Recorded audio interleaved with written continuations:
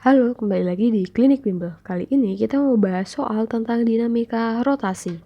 Langsung saja kita ke soal pertama. Oke, di soal ini momen gayanya yang ditanyakan adalah di titik C. Artinya apa? Artinya F3 nanti tidak ikut karena dia tepat berada di poros. Kemudian kita sepakati dulu searah jarum jam itu berarti putarannya ke sini. Tapi kalau berlawanan berarti putarannya ke sini, gitu ya. Searah itu positif, berlawanan kita anggap negatif. Buat menyamakan persepsi aja. Oke, selanjutnya yang ditanyakan adalah momen gaya di C, berarti tau C. Tau rumusnya adalah F dikali R. Nah, sekarang kita hitung satu per satu. Mulai dari F1 dulu. F1 itu di sini, berarti dia sudah tegak lurus dengan poros atau batang ya. Berarti putarnya ke arah yang terdekat, berarti berlawanan. Maka kita punya min F1 dikali R. Atau langsung aja ya. Min dari F1, F1-nya adalah 20, R-nya dari A ke C. Oke, sebentar. A ke B 1,5, B ke C 1,5, C ke D 1,5, D ke E 1,5. Berarti dari A ke C itu butuh 3. Kemudian F2. F2 ini belum tegak lurus. Artinya apa? Kita harus proyeksikan terhadap sumbu Y dan sumbu X. Tapi karena sumbu X ini tepat berada pada garis sumbu, maka kita tidak hitung atau kita nolkan nantinya. Nah, F2 ingat cara vektor. Jadi kalau diproyeksikan terhadap sumbu Y, kemudian sudutnya di sini, maka dia kan dekat dengan sudut. Berarti nanti kita pakai cos. Tapi yang jauh dari sudut, misalkan yang ini nih, F2Y gitu ya, ini F2X, itu adalah F sin 37. Nah, yang kita gunakan itu adalah yang ini. Berarti sekarang kita tentukan nih, plus atau min. Dia kan berputarnya ke sini. Berarti searah jarum jam. Kalau searah dia positif. F cos 37, R-nya adalah 1,5. Kemudian selanjutnya, yang ini juga sama nih. Kita proyeksikan terhadap sumbu Y, berarti ini. Dekat dengan sudut, berarti F4 cos 53. Arah putarnya itu berarti ke sana. Searah jarum jam, berarti positif. F4 cos 53 dikali 1,5. Kemudian yang E itu arah putarnya berlawanan, berarti dikurangi. F5 adalah 20 dikali 3 jaraknya. Oke, kalau sudah nanti kalian jumlahkan. Berarti min 60 cos 37 ini hasilnya adalah plus 24. Lalu yang ini hasilnya adalah 18. Lalu yang ini min 60. Maka nanti didapatkan minus 78. Jawabannya adalah D. Kalau minus itu artinya sesuai dengan ini, berlawanan dengan jarum jam. Kalau misalkan ditanyakan arahnya. Jadi arahnya itu berlawanan dengan jarum jam. Selanjutnya untuk soal nomor 2, di sini ada masing-masing jenis dari bendanya ya. Kita tulis dulu inersia masing-masing benda. Jadi kalau silinder pejal itu punya IA-nya berarti setengah MR kuadrat, itu silinder pejal. Kalau bola berongga itu adalah 2/3 MR kuadrat. Kemudian kalau bola pejal 2/5 MR kuadrat. Kalau silinder berongga itu adalah MR kuadrat. Nah, di sini kalau MR kan sama karena tidak diketahui masing-masing jenis itu berapa beratnya dan berapa jari-jarinya, maka kita anggap sama. Kalau dianggap sama, artinya kita hanya perlu mengecek konstanta dari angka di depan I.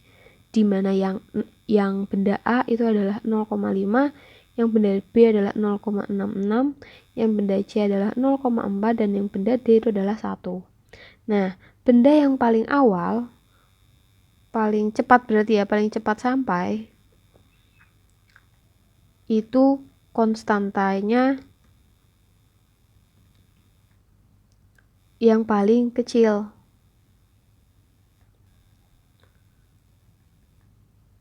Maka yang paling kecil itu ini adalah sampai pertama kali, yang C, berarti C. Yang kedua ada yang A, kemudian yang ketiga ada B, dan yang keempat ada D, berarti jawabannya adalah C. Jadi kalau bendanya meluncur secara bersamaan, yang paling cepat sampai itu adalah yang memiliki konstanta inersia atau yang memiliki nilai inersia yang paling kecil gitu kan.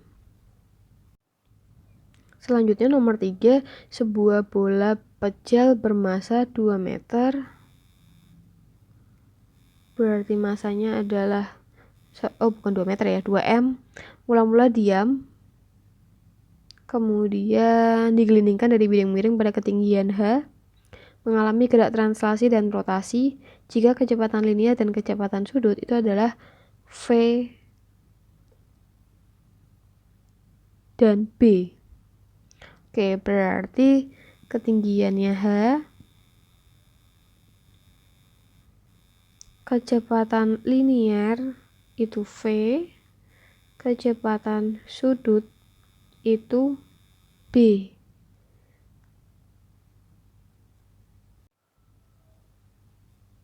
Dan percepatan gravitasinya adalah Y. Kemudian ditanyakan ketinggian bendanya, dinyatakan bentuk rumusnya gimana. Oke, kita tulis dulu gravitasinya itu adalah Y, yang ditanyakan adalah H. Nah, di sini kita bisa menggunakan rumus energi mekanik. Kita tulis di samping ya. EM awal sama dengan EM akhir. Untuk EM awal itu kan berada di atas. Rumusnya kan EP plus EK sama dengan EP plus EK. Nah, yang keadaan kondisi pertama itu kan bendanya diam. Berarti EK kan punya rumus setengah MV kuadrat. Berarti V-nya kan 0, maka EK kita hilangkan. Selanjutnya, kalau yang di lokasi kedua, dia kan ada di sini nih, dimana hanya itu adalah 0. Sedangkan EP punya rumus MGH. Berarti EP-nya itu akan 0. Sehingga nanti kita punya rumus EP 1 sama dengan EK rotasi plus EK translasi. Nah, EP punya rumus MGH. Kemudian rotasi, energi kinetik rotasi itu adalah setengah I omega kuadrat ditambah EK translasi setengah MV kuadrat. Setelah itu kemudian MGH-nya kita tulis dulu, MGH sama dengan setengah. Kemudian dikatakan itu bola pejal ya. Bola pejal itu berarti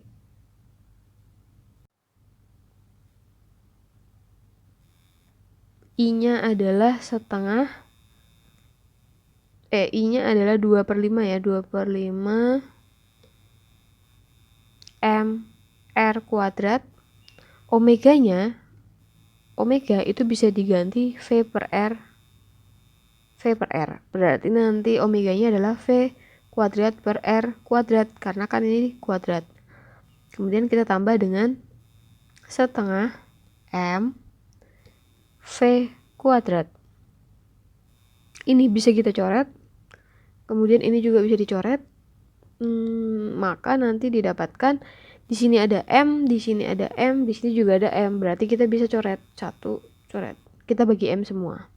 Sehingga nanti hasilnya adalah G dikali H sama dengan 1/5 V kuadrat ditambah setengah V kuadrat.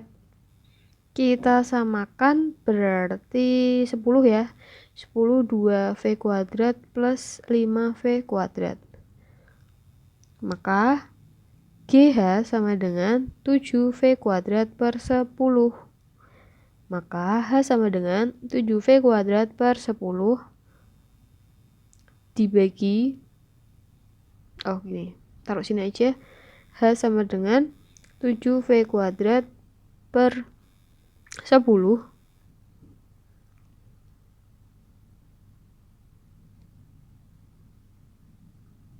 Y. G itu kan tadi permisalannya Y, berarti gini. Jadi jawaban yang tepat adalah C. Ini G-nya harusnya diganti Y ya.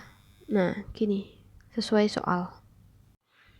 Selanjutnya untuk nomor 4, kita misalkan dulu di sini adalah masa yang 1, masa kedua, masa ketiga, masa keempat. Ini. Oke. Selanjutnya yang ditanyakan adalah momen inersia AD sama BC. Berarti langkah pertama kita hitung satu persatu terlebih dahulu. Ingat rumus momen inersia itu adalah mr kuadrat. Oke. Jadi kita hitung momen inersia pada AD. Berarti IAD porosnya kan, IAC maksudnya. IAC-nya dulu. IAC itu kan porosnya di sini ya. Artinya yang M1 itu kan nanti bernilai 0. Jadi kita nggak usah hitung. Maka kita tinggal hitung M2 R kuadrat ditambah M3 R kuadrat ditambah M4 R kuadrat. M2 itu berarti M. R-nya berarti dari sini ke sini A kuadrat ditambah M3 itu adalah 3M. Ini ke sini berarti 2M kuadrat ditambah M ketiganya, M keempat itu adalah M. R-nya berarti 3A kuadrat. Maka IAC sama dengan MA kuadrat ditambah 2M kuadrat itu adalah 4M kuadrat. 4M kuadrat ditambah 3M. Berarti sebentar, ini A ya. 2A maksudnya.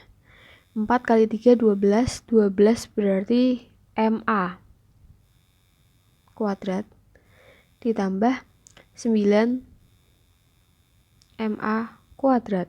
Berarti nanti IAC 12 tambah 9 tambah 1 22 MA kuadrat. Selanjutnya kita hitung yang BD. Poros BD sama nih. Berarti M1 langsung aja ya. M1-nya berarti 2M dikali 2A kuadrat ditambah yang ini bola kedua M A kuadrat, bola ketiganya enggak, langsung ke bola keempat M A kuadrat. Maka nanti dapat 10 MA kuadrat. Ini yang ditanyain garis AC ya, garis AC dan garis BD. Sepertinya ada kesalahan. Oke. Sehingga kita tinggal bandingkan IAC banding IBD. IAC-nya adalah 22 MA kuadrat, BD-nya adalah 10 MA kuadrat. Kita bagi 2, ini coret dulu belakangnya, kita bagi 2, 11/5. Jadi AC-nya adalah 11, BD-nya adalah 5. Maka jawaban yang tepat adalah